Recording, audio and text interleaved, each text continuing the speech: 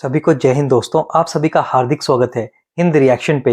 आशा करता हूँ कि आप सभी लोग बहुत अच्छे होंगे। तो आज हम आपके लिए एक इंटरेस्टिंग और एक बहुत ही जबरदस्त वीडियो लेकर आए जिसमें आप देखेंगे मशहूर पत्रकार आलिया शाह जी को, जिनके स्पेशल गेस्ट होंगे साजिद ताड़त साहब, जो कि एक जबरदस्त जियोपॉलिटिकल एक्सपर्ट है और खासकर भारत और पाकिस्तान के रिश्तों पे बहुत ही जबरदस्त नॉलेज और गहरी पकड़ रखते हैं। और ये दोनों बात करेंगे हमारे प्यारे देश भारत से लेके इंडियन क्रिकेट टीम की जीत पे। तो ये वीडियो काफी इंटरेस्टिंग होगी, आपको बहुत कुछ जानने को मिलेगा और मजा आएगा। तो इसे अंत तक देखें और चैनल पे नए हैं तो चैनल को सब्सक्राइब कर दें ताकि हम आपके लेटेस्ट और दमदार वीडियोस लाते रहें। तो चलिए पहले ये वीडियो देखते हैं और अंत में इसके बारे में बात करेंगे।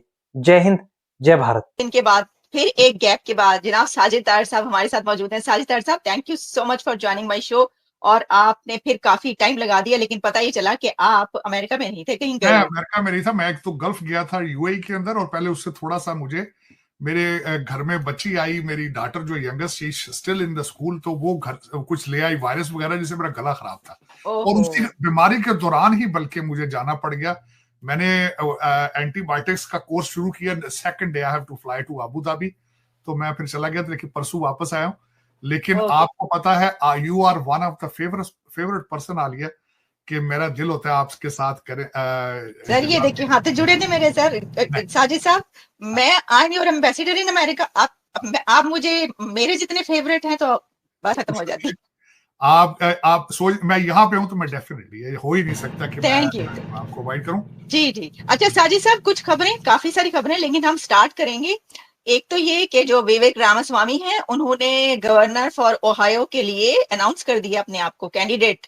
अब वो गवर्नर बनेंगे। और इस खबर पर जाने से पहले आपसे मैं ये जानना चाहूंगी कि सर ये क्या हुआ है कि पाकिस्तान के स्टेडियम्स में कुछ लोग इंडियन फ्लैग लेकर आए हुए थे, क्रिकेट को फॉलो करने वाले क्रिकेट फैंस। वो इंडियन फ्लैग लहरा दिए उन्होंने पाकिस्तान के स्टेडियम में। अब उनको कॉलर से पकड़ के, जैकेट से पकड़कर घसीट के निकाला गया और इंडियन फ्लैग उनसे छीन लिया गया।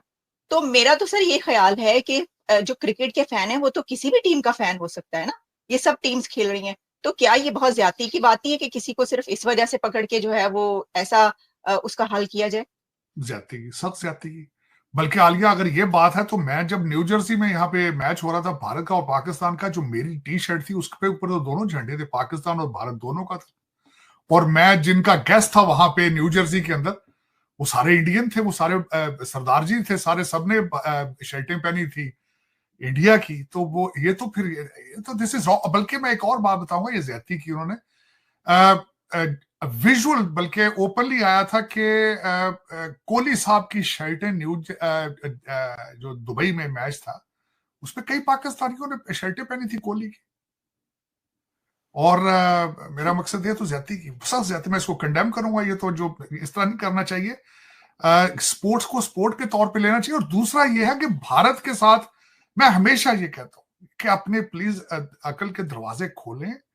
आप पड़ोसी तब्दील नहीं कर सकते, और पड़ोसी भी वैसे पड़ोसी जिनके साथ हम सदियों से रह रहे हैं, जिनके साथ हमारी सिमिलैरिटी है। अगर मुझे ये बताएं, अगर आपको बॉलीवुड के गाने पसंद हैं, अगर सिद्धू मूसेवाला आपको पसंद है, अगर आपको दिलजीत दोसांझ पसंद है, तो उन लोगों के साथ, उनके झंडों के साथ इतनी नफरतें, ये अच्छी नहीं है। ये तो बिल्कुल ज्यादती है। जिसने भी किया है ज्यादती की है। उनको चाहिए। सर किसने क्या किया है? वो नजर आ रहा था कि जो अथॉरिटीज थी, वो जो ऑफिशियल्स वहां पे थे, उन्होंने पकड़ा उसको और उसको घसीटते हुए ले गए। अच्छा, एक नहीं, 2-3 फ्लैग्स लेकर लोग आए हुए थे। तो अगर कोई ऐसा, जैसे कि आप कह रहे हैं, आप लेकर शर्ट पहनकर पहुंचते हैं, तो उसमें क्या बुराई है? यानी ये तो क्रिकेट तो कोई भी देख रहा है ना। मैं कहता हूं, आप बुमराह मेरा फेवरेट प्लेयर है इस वक्त जो भारत की टीम में है। और मैं बता रहा हूं कि मैं आलिया, जब न्यू जर्सी में मैच था तो मैं इंडिया साइड से बैठा था, इंडियन थे सारे साथ। मैंने और जसदीप जो मेरे भाई हैं, उन्होंने, हम दोनों ने शर्टें ऐसी पहनी हुई थी जिसपे पाकिस्तान, दरमियान में एक साइड पे पाकिस्तान का झंडा था, एक साइड पे इंडिया का झंडा था। और बल्कि आप सोच नहीं सकते कि लोग हमें रोक रोक के तस्वीरें ले रहे थे। किसी के पास वो शर्ट नहीं थी, हमने तो ऑनलाइन खरीदी थी वो। और वाकई ही this is how it should be. Matter of fact, जिन लोगों के साथ हम सदियों से रह रहे हैं, हर चीज सिमिलैरिटीज है, लेकिन आपको उनके झंडों, उनके मजहब के साथ इतनी नफरत। दर हकीकत यही हमारा अलमिया है आलिया, क्योंकि हमारे पाकिस्तान के अंदर माइनॉरिटीज बची नहीं है। हमें पता ही नहीं है कि हार्मनी और पीस के साथ किस तरह दूसरों के साथ मिलजुल के रहना होता है। ये कोएग्जिस्टेंस का कॉन्सेप्ट ही नहीं है। ये मैंने भी आलिया, मेरे भी यहाँ आके सोचें तब्दील हुई। अमेरिका में आके मैंने देखा जब हम सारा दिन इकट्ठे होते हैं, एक दूसरे के शादी ब्याह में, गुरुद्वारों में, मंदिरों में, मस्जिदों में हम इकट्ठे होते हैं, इसी चीज के अंदर जो है मैं समझता हूँ मजा है। साजिद साहब ये देखें कि वहाँ के नौजवानों में इतनी अवेयरनेस आ चुकी है, मतलब वो बहादुर भी हो चुके हैं कि वो फ्लैग लेकर है, उन्हें पता था उनके साथ क्या होना है। मैं अब ये बताएं, मैं हमेशा ये कहता हूं इनको, मैं पाकिस्तान की तरक्की की गारंटी या उस वक्त समझूंगा कि जब वहां पे ये भी सोच लिया जाए कि अगर कोई Pakistani Hindu prime minister of Pakistan बने, अगर पाकिस्तान का चीफ जस्टिस बन सकता है मोहनदास, तो उसका वजीर आजम नहीं बन सकता अगर कोई पाकिस्तानी हिंदू नहीं हो सकता। तब मैं समझूंगा कि इनकी आंखों के दरवाजे खुल चुके हैं। ये ज्यादती है। ये मैं इसीलिए तो आपको कहा है ना कि पाकिस्तान इस वजह से दूसरी दुनिया से 50 साल पीछे। ये ज्यादती है हमारे साथ। ठीक, अच्छा साजिद साहब, लेकिन आलिया देखें, एक थोड़ा सा मुझे इजाजत दें कि हम इस सफर पे किस तरह चल रहे हैं, पहुंच किस तरह रहे हैं। हमारे ऑक्सफोर्ड से भाईजान आते हैं, play boy of the world हैं, कई बच्चे हैं वेटलॉग से शादी के बगैर, लेकिन उनको भी आके पाकिस्तान में हुकूमत में जाने के लिए, पावर में जाने के लिए मुर्शद का लबादा ओढ़ना पड़ता है। तो इतनी तो ब्रेक हमें दे दें कि हम लोग इस वक्त हमारी डेस्टिनेशन जो है, अगले दिन हमारे शहबाज शरीफ साहब ने नारा लगा दिया है कि हम भारत को पीछे छोड़ेंगे, लेकिन आपकी डायरेक्शन, मुंह तो आपका अफगानिस्तान की तरफ है। देखे ना, आपके इस वक्त जो मोस्ट पॉपुलर पॉलिटिकल पार्टी है, उसके और टीटीपी के दोनों के ऑब्जेक्टिव एक है कि बच्चियों को स्कूल नहीं जाने देना। अय्या का नाबदू वय्या का नस्ताइन, ये सियासत नहीं, ये जिहाद है। तो फिर ये डायरेक्शन तो आपकी काबल की तरफ है। आप कहते हैं हम कि इंडिया से कंपीट करेंगे। इंडिया से कंपीट करना है तो आपके जो अगले दिन लम्स में जो नारे लगाए गए हैं वो ज्यादती नहीं। अगर लम्स एक बड़ा प्रेस्टिजियस स्कूल है, अगर वहां के बच्चे भी तालीम की बजाय सियासत नहीं है, जिहाद के अगर उनका डायरेक्शन है, तो फिर मैं दुआए खैर ही करूंगा। उनको चाहिए था बच्चों को आर्टिफिशियल इंटेलिजेंस के बारे में क्वेश्चन करते, वो पूछते कि हमारा इंटरनेट क्यों नहीं ठीक चल रहा, हमने दुनिया के साथ किस तरह कंपीट करना है, हमें पाइथन सिखाया जाए, हमें ये सिखाया जाए। उन्होंने क्वेश्चन किया, ये सियासत नहीं जिहाद है। मुर्शिद हैं, उनको चिया सीड मिला है, उनको बीट रूट नहीं मिल रहा है, उनको मिसाज नहीं हो रही है, पता नहीं। एक बीमारी है। ये भी बीमारी की निशानी है जो झंडों पे लड़ाई हुई है। ये भी जो झंडों पे, ये बीमारी है। देखे ना, बदतमीजी नहीं होनी चाहिए थी। तुम्हें अगर कानून है, मेरे ख्याल में तो कानूनन कोई भी आप कर सकते हैं, इसे under the freedom of speech. अगर कानून इजाजत नहीं देता, फाइन करते उनको, बदतमीजी ना करते। लेकिन चले, इनको मैं इनको क्रेडिट इसलिए देता हूं कि इस वक्त हम बीमार हैं, majority of them we are psychologically sick. लेकिन इसमें दो चीजें मैं दो खबरें जो आपको बताना चाहूंगा आगे। एक तो खबर जनरल मैसेज के लिए है, जिसमें लोगों के लिए ब्लड प्रेशर बढ़ चुके हैं, कई हार्ट के मरीज जो है वो उनको दवाई लेनी पड़ी, एक उनके लिए बुरी खबर है।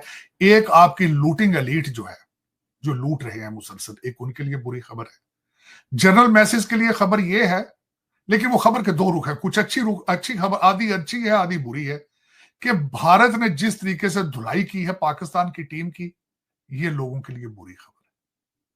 जनरल मैसेज के लिए, जो ब्लड प्रेशर के मरीज हैं, जो हार्ट के पेशेंट है मेरी तरह, उनका ब्लड प्रेशर चढ़ता है, इन बच्चों को जब कैच छोड़ देते, 4 कैच छोड़े इन्होंने।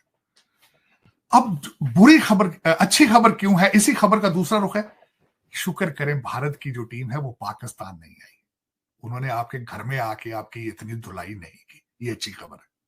कहीं बाहर ही मार मूर के तो वो वापस चले गए आपको, ये अच्छी खबर। अब जो दूसरी खबर है, और दूसरा इसी को भी मैं इस पे बोलना सर, लेकिन मैं आपको दाद देती हूँ कि आप पॉजिटिव एक एलिमेंट कैसे निकाल लिया आपने, वाह वाह। इस खबर से पॉजिटिव खबर इस तरह बिल्कुल निकला है ना कि वो अगर आ जाते पाकिस्तान में, तो पहले भी उन्होंने कहना क्या था, भाई घर में घुस के मारा, वो तो पहले भी कहते हैं। तो ये मेहरबानी उनकी कि यहाँ पे नहीं आए तो समंदर पार ही धुलाई कर दी उन्होंने, अच्छी बात की है। दूसरा उसमें अब जो क्रिकेट का एक रिक्वेस्ट करना चाहूंगा मोहसिन नकवी साहब से, और जो भी बाख्तियार लोग हैं, खुदारा इन अनफिट बच्चों को लेकर, लौंडे लपाड़ों को न्यूजीलैंड अब ना जाए, किराया बचा लिया। कौम के पास ना इतने पैसे हैं, महंगाई है, इनको यहां से इकॉनमी टूटे फूटे जहाजों में अगर कोशिश करें दुबई किसी कश्ती से पाकिस्तान ले जाए, किसी लॉन्च पे बिठा के तो इनको पाकिस्तान लेके जाया जाए, जहाज पे जाने वाले ये लोग नहीं है। सर वो पहुंच गए पाकिस्तान, जहाज पे पहुंच चुके हैं। गलत किया, ये लातों के भूत बातों वाले नहीं थे, इनको तो किसी कश्ती में बिठा के, वो भी चप्पुओं वाली होती, मोटर वाली ना होती, चप्पुओं वाली होती, तो उसमें ले जाते, 3 दिन में ये पहुंचते पाकिस्तान, और इनको 3 दिन ना पानी दिया जाता तो ना इनका खुराक दी जाती, ताकि इन्हें पता चलता कि ये किस मुल्क के आप लोग हो, और तुम्हें लोग टीवी के साथ जुड़ जुड़ के देखते हैं कि शायद कोई अच्छी खबर मिल जाए, कोई कुछ। और सर इनको जो करोड़ों रुपए दिए जाते हैं प्लेयर्स को, वो भी वापस लिए जाएं, देने चाहिए। जो पर्क्स दिए जाते हैं इनको। मैं इनको, अगर आज सद्दाम हुसैन जिंदा होता किसी अच्छे मुल्क में, तो जो डील करता था ना वो अपने प्लेयर के साथ, इनके साथ वो होना चाहिए। इन्होंने पाकिस्तानी लोगों का बहुत दिल जलाया है, चले, और कोई नई बात नहीं है, पहले भी न्यूजीलैंड, पहले भी हार के गए हैं यहाँ से, पहला मैच भी हारे थे, ऐसे। अब आगे बांग्लादेश से भी हारेंगे, तो पता अच्छा, नहीं। लेकिन इनको चाहिए इसको बंद करें, क्योंकि मैंने न्यू जर्सी में देखा था, मैंने आज तक किसी प्लेयर को, इंटरनेशनल लेवल के प्लेयर को क्रिकेट में 300 पाउंड का खिलाड़ी नहीं देखा। मैंने जब न्यू जर्सी में देखा तो एक बच्चा बहुत मोटा ताजा था, बड़ी मुश्किल से चल रहा था, तो वो लोग बार बार उसको देख देख के हंसते थे। बल्कि फिर मुझे याद आया, उसने टीवी पे इंटरव्यू दिया, कहता उसे किसी पूछा गया तू किस तरह आ गया टीम में, तुम्हें तो कबड्डी में होना चाहिए था या कुश्ती में होता। कहता अब्बू के दोस्त थे, अब्बू क्रिकेटर है, अब्बू के दोस्त है, उन्होंने रख लिया मेरे को। इस तरह तो ये आपके क्रिकेट सिलेक्ट सर, वो मोइन खान के बेटे भी आजम खान। इसी खबर में से अगली, मुर्शद पाक को किसी ने टीवी दिखा दिया है, क्योंकि उनके पास 3 कमरों का स्वीट है, एंजॉय करते हैं वहां पे सारी जिंदगी। मैं वैसे 25 करोड़ मुसलमान जो पाकिस्तान में है, मुसलमान तो पाकिस्तानी, तुम्हारे पास वो सहूलतें मौजूद नहीं है जो आपके मुर्शिद के पास है। आम एक एवरेज बंदे को बताया जाए कि वो जेल में जो एंजॉय वो चीजें कर रहे हैं, बल्कि अभी नई खबर चल रही है कि उनका खुराक का बजट मजीद बढ़ गया है। अब वो जो चिया सीड और बीट रूट और ग्रीक योगर्ट खाते हैं, 2 मसाज करने वाले मिले हैं, 3 कमरों का स्वीट है, लाइब्रेरी और जिम है जेल के अंदर, बीवी मिलती है, रोजाना आती है, वो हाथों से जुल्फें सुधारती है, फिर 70 वकील आते हैं जो शेर सुनाते हैं, लतीफे सुनाते हैं। जब मुर्शद पाक ने टीवी पे देखा क्रिकेट का मैच, तो आज किसी ने बताया कि वो बहुत गुस्से में आ गए, चेहरा जलाली हो गया, और उन्होंने फरमाया मोहसिन नकवी जहां जाता है पाकिस्तान का नाम बदनाम करता है। मुर्शद पाक, जब आप खुद वजीर आजम थे तो आपने कौन सा क्रिकेट को ठीक किया था? अपना दौर भूल चुके हैं आप। ठीक, ऐसे ही है। लेकिन वो बात है, आलिया शर्म हमको मगर नहीं आती, क्या फर्क पड़ता है। लेकिन अच्छा साजी साहब, अब वो वाली खबर, विवेक रामास्वामी सर, बड़ी खबर। नहीं, दूसरी इसी का अगला पोर्शन बता, लेकिन उसको मैं बताता हूँ। अच्छा, विवेक रामास्वामी के बारे में बताना ये चाहूंगा। आपको पता है, I am very impressed by Vivek Ramaswamy. उनका नाम विवेक गणपति रामास्वामी है। 39 ईयर्स ओल्ड है, 39 ईयर्स ओल्ड। और 2014 में उन्होंने बायोमेडिसिन किया उन्होंने हार्वर्ड से, और रेविएंट साइंसेस के नाम से एक कंपनी रजिस्टर कराई, और लॉ स्कूल जब उन्होंने खत्म किया तो उनकी नेटवर्थ जो थी वो उस वक्त मेरे ख्याल में 11 मिलियन थी उस वक्त, जब उन्होंने लॉ स्कूल ग्रेजुएट किया। 1985 में सिंसिनेटी ओहायो में पैदा हुए। लॉ किया उन्होंने येल से और हार्वर्ड से बायोलॉजी। तामिल है, ओरिजिनल तामिल है, और तामिल लैंग्वेज जो है वो फ्लुएंट बोलते हैं, बल्कि तामिल ब्राह्मण है, केरला से हैं। वालिद जो थे उन्होंने national institute of technology Calcutta से उन्होंने पीएचडी की थी। जो वालदा थी उनकी मां मैसूर मेडिकल कॉलेज की ग्रेजुएट थी। जो किताबें उन्होंने लिखी हैं, वोक इंक, नेशन ऑफ विक्टिम्स और कैपिटलिस्ट पनिशमेंट, ये 3 किताबें उन्होंने लिखी हैं। और मुसलसल जाते हैं, रेगुलरली मंदिर जाते हैं, और अपने जब जवान हो रहे थे तो हर साल गर्मियों में वो भारत जाते थे। क्रिश्चियनिटी की तरफ किस तरह आए वो? जो उनका पहला पियानो का टीचर था, ही वाज अ कंजर्वेटिव और क्रिश्चियन था। उन्होंने उनको बताया, 8वीं जमात तक वो पब्लिक स्कूलों में गए, 8वीं के बाद वो प्राइवेट स्कूलों में गए, और जिस स्कूल में गए वो कैथोलिक स्कूल था, वहां से वो पढ़े। उनकी बीवी का नाम अप्रूवा है, अप्रूवा सर्जन है, और येल में इकट्ठे वो मिले थे। और उसके बाद 2015 में उनकी शादी हुई। छोटे भाई का नाम शंकर है, और वो भी, उसकी भी अपनी एक फार्मास्यूटिकल कंपनी है। और जो इस वक्त उनकी नेटवर्थ जो है 1 बिलियन से ज्यादा है। बटलर काउंटी ओहायो में भी उनका घर है, और कोलंबस ओहायो में भी उनका घर है। और सबसे बड़ी बात यह है कि गवर्नर का इलेक्शन वो लड़ेंगे वहां से, और मैं खुद उनकी कैंपेन में वॉलंटियर कर रहा हूं। और मैं ये अल-ऐलान बताता हूं हमेशा पाकिस्तानी बच्चों को, बिलखसूस अपने बच्चों को, मैंने कई दफा उनकी किताबें खरीद के दी हैं कि he should be your role model, कि he is 39 years old and he is very popular and very intelligent. मेरे जैसे लोग, मेरा आइडियल क्यों है? मुझे अपनी कम्युनिटी में, पाकिस्तानी में आज तक कोई इस तरह का इंसान नहीं मिला। कल परसों मुझे किसी बड़े बाख्तियार आदमी ने पूछा कि what is the situation of diaspora, तो मैंने कहा सर, डायस्पोरा की पोजीशन ये है कि 3 करोड़ बच्चा स्कूल नहीं जा रहा, उनमें से 1 करोड़ जो है वो आपका डायस्पोरा बनेगा। और फिर मैं उनसे, मेरी बदकिस्मती है कि मैं उनमें से फिर विवेक रामास्वामी ढूंढता फिरता हूं। वो डंकर, इनको डंकर कहा जाता है जो डंकियां लगा के आते हैं। तो डंकरों के अंदर ना काश पटेल पैदा हो सकता है, और ना ही उनके दरमियान विवेक रामास्वामी पैदा हो सकता है। ये अफसोस की बात। हाँ, हार्वर्ड और येल के अंदर पाकिस्तानी बच्चे बहुत जाते हैं, आज भी जा रहे हैं। मैं कई लोगों को जानता हूं। हार्वर्ड में मैं कई दफा गया हूं, मैंने देखे हैं। पता नहीं क्या बात है, ना उनमें स्पार्क है, ना उनके अंदर एपेटाइट है तरक्की की, ना लेगेसी का शौक है। मैं जिस पाकिस्तानी को आज तक मिला हूं आलिया, सिर्फ 2 ही शौक है, बड़ा घर बड़ी गाड़ी, बस। इससे आगे उनकी दुनिया खत्म हो जाती है। वो कहते हैं हम अच्छी बड़ी गाड़ी ले ली है, बड़ा घर ले लिया है, हम अमर हो चुके हैं। लेकिन मैं एक वाहिद ऐसा पाकिस्तानी हूं।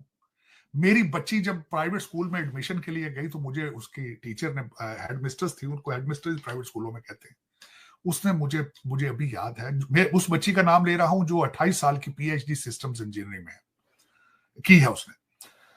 आलिया, मुझसे उसने पूछा कि how would you like to see your daughter after 20 years? मैंने उसको कहा था कि I want to see my daughter as a scholar, to become a teacher, to go into the research and write books and become a professor and become researcher. तो उसने कहा why? मैंने कहा बिल्डिंगों की एज होती है, कारोबारों की एज होती है, किताबों की एज नहीं होती। हम आज भी 18वीं सदी की किताबें पढ़ रहे हैं। मेरी जो बच्ची जिसकी मैं बात कर रहा था, जिसका इंटरव्यू के लिए मैं गया था आलिया, उसके सारे प्रोजेक्ट स्पेस के अंदर, स्पेस स्पेशलिस्ट। तो आलिया दर हकीकत पता नहीं क्या, मैंने जिंदगी में जो कमाया है उनकी प्राइवेट एजुकेशन पे लगा दिया। लेकिन पता नहीं क्या बात है कि मेरी कम्युनिटी इन सारी चीजों से 100 मील दूर। एक दिन मेरे, एक और छोटी सी एक बात, में आफ्टर एक्ट तो नहीं है, मेरा बच्चा एक स्कूल में पढ़ रहा था, गिलमैन स्कूल का नाम था। और गिलमैन कौन था? जो first president of John Hopkin, उसने वो एस्टेब्लिश किया था आज से 150 साल पहले। मुझे एक दफा मेरे बच्चे ने कहा, daddy how come you don't have any Pakistani friend? क्या वजह है, तुम्हारा कोई पाकिस्तानी दोस्त नहीं?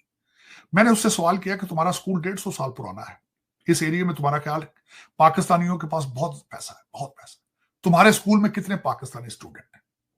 उसने कहा कोई नहीं। तो उसने कहा, मैंने उसको कहा, मैं कहा how can I associate with them if they don't have the same targets? मेरी वालदा हेडमिस्ट्रेस थी, मेरा बाप वकील था। उस दौर के थे जब पाकिस्तान में भी कोई नहीं पढ़ता था। मेरी माँ कहती थी कि मैं लोगों के घरों में जाके मिन्नतें कर करके बच्चियां स्कूलों में लाती थी, क्योंकि उस दौर में लोग बच्चियां पढ़ाना नहीं चाहते थे, पढ़ाते ही नहीं थे। और वो मुझे सारी जिंदगी ये कहती रही, वालदा मेरी यहाँ पे 17 years, कि मैं तालीम को इबादत समझ के पढ़ाती रही हूँ, एज ए जॉब नहीं समझ के पढ़ाती रही। तो जब जिन लोगों के लिए तालीम इबादत हो, उनके लिए तालीम का कुछ और दर्जा। लेकिन पता नहीं क्या बात है, हमारे हमें मैं आई डोंट सी देम। मैं देख रहा हूं ना, डॉक्टर भी होते हैं, कई बड़े बड़े डॉक्टर हैं, लेकिन गाड़ी और घर से आगे नहीं बढ़ पाते, बस दैट्स इट। इन्हें ये नहीं पता। अब देखें, मुझे विवेक रामास्वामी, बल्कि कहूंगा विवेक गणपति रामास्वामी, वो पहले ही अमर हो चुका है एट द एज ऑफ 39। हर अमेरिकन उसका नाम जानता है, हर अमेरिकन नाम जानता है। वो प्रूव कर चुका है at the age of 39। He has proven himself that he is a strong Indian American. He's an Indian American. Fluent in Tamil language, a practicing Hindu, and being proud at the same time. This is what is called the strong personalities. And everybody love him. And he's on my side. We are conservative. Every single Republican loves him. काश Patel, practicing Hindu. जिस दिन वो अपने सेनेटोरियल hearing के लिए गया, हाथ पे उसके वो धागा था, सबसे पहले उसने अपनी मां के कदमों को, पैरों को हाथ लगाया और अपने भगवान शंकर का नाम लेकर उसने इंटरव्यू दिया और उसने गीता के ऊपर, उसकी बहन ने उठाई थी गीता जिसपे उसने ओथ लिया। और किसको रिप्रेजेंट कर रहा है? फार राइट को रिप्रेजेंट कर रहा है, कंजर्वेटिज्म को। हमारे ऊपर ब्लेम ये लगाया जाता है कि हम दूसरे किसी को एक्सेप्ट ही नहीं करते Republican. We are racist against other immigrants. Kash Patel है। किसी ने डोनाल्ड ट्रंप साहब से पूछा कि what is your secret weapon, तो उसने कहा था काश Patel is my secret weapon. तो लेकिन आलिया देखिए, इसमें लम्हा फिक्रिया है। आप जैसे लोगों के लिए, मेरे जैसे लोगों के लिए और हमारे जैसे लोग अगर सुन रहे हैं इसको, तो उनके लिए एक आई ओपनिंग सिचुएशन है कि आंखें खोले तो गाड़ियों और घरों से आगे बढ़ने की कोशिश करें। हाँ, इस चीज को छोड़ें। पाकिस्तान के मुहावरा होता है, किसी ने कहते भूखे से पूछा 2 और 2, उसने कहा था 4 रोटियां। अंधे से पूछा 2 और 2, उसने कहा 4 आंखें। इन चीजों से अलावा आगे बढ़ने की कोशिश करें। कोशिश करें कि आगे जा सके। लेकिन विवेक रामास्वामी, आप देखेंगे कि one day he will make all Indian Americans proud, all media. अच्छा सर, आखिर में हम जरा थोड़ी सी वो बात कर लें क्या? डॉक्टर जयशंकर ने बांग्लादेश की बात की है, तो उसके ऊपर बात करना चाहिए। डॉक्टर जयशंकर मैं जो बात बताना चाहूंगा, उससे भी पहले एक बात बताना चाहूंगा जो बड़ी इंटरेस्टिंग है बात, कि बांग्लादेश के लिए कोई ठंडी हवाएं अमेरिका से नहीं चल रही हैं। लोगों ने कई चीजों पे तवज्जो नहीं दी। डोनाल्ड ट्रंप साहब ने बांग्लादेश के हवाले से बड़ी अजीब बात की थी। अगले दिन जब बात की गई थी कि 20 मिलियन भारत को दिया गया इलेक्शन के लिए, तो साथ बांग्लादेश का जिक्र भी किया गया और उन्होंने कहा कि बांग्लादेश के अंदर हुकूमत चेंज की गई थी डीप स्टेट की तरफ से, पैसे देकर यह चेंज की गई थी। और उन्होंने लफ्ज इस्तेमाल डॉक्टर यूनुस के लिए किया, सोशलिस्ट और कैमलिस्ट। तो जब भी डोनाल्ड ट्रंप साहब अपने आजकल के मसाइल से निकलेंगे, गाजा और यूक्रेन से निकलेंगे, बांग्लादेश के हाल निकालेंगे। बांग्लादेश इज देखिए, अब मैं जो बताना चाहूंगा कि जो बात वहां पे हुई है, डॉक्टर जयशंकर साहब ने कहा है कि बांग्लादेश को चाहिए कि वो डिसाइड कर लें हमारे साथ वो किस किस्म के रिलेशनशिप रखना चाहते हैं। दूसरी तरफ से उनके जो फॉरेन मिनिस्टर है, उनका नाम मोहम्मद तौहीद है, उन्होंने उसका रिबटल किया फौरन। उन्होंने कहा जी कि हम भी ये चाहते हैं कि आप डिसाइड कर लें आपने हमारे साथ किस तरह के रिलेशनशिप रखने हैं। लेकिन बांग्लादेश 2-4 चीजें कर रहा है। एक तो पाकिस्तान मुसलसल जो भारत के अंदर लोगों को इस चीज पे इतराज है। उनके आर्मी चीफ पाकिस्तान आए, पाकिस्तान आर्मी वहां जा रही है और मुसलसल उनको खदशात का इजहार करते हैं कि बांग्लादेश के अंदर ISI आ रही है, चीजें आ रही हैं। और माजी के अंदर भी जो मुंबई के लोग थे, उन्होंने भी एंटर जो हुए थे तो वो बांग्लादेश वाली साइड से एंटर हुए थे, ये भी प्रूवन है। दोस्तों, आशा करता हूँ कि वीडियो को आपने अंत तक देखा होगा और आलिया शाह जी और साजिद तारा साहब का ये पूरा डिस्कशन, उनके पॉजिटिव एनालिसिस और उनके पॉइंट ऑफ व्यू आपको काफी पसंद आए होंगे और इस वीडियो में आपको बहुत कुछ जानने को मिला होगा। तो ये वीडियो अगर आपको अच्छी लगी है, इसे लाइक और शेयर जरूर कर दे और अपने विचार हमें कमेंट सेक्शन में लिखकर जरूर बताएं। और एक बार फिर चैनल पे नहीं है तो चैनल को सब्सक्राइब कर दें। तो चलिए फिर मिलेंगे ऐसी किसी इंटरेस्टिंग और दमदार वीडियो में। तब तक अपना ध्यान रखिए। जय हिंद, जय भारत।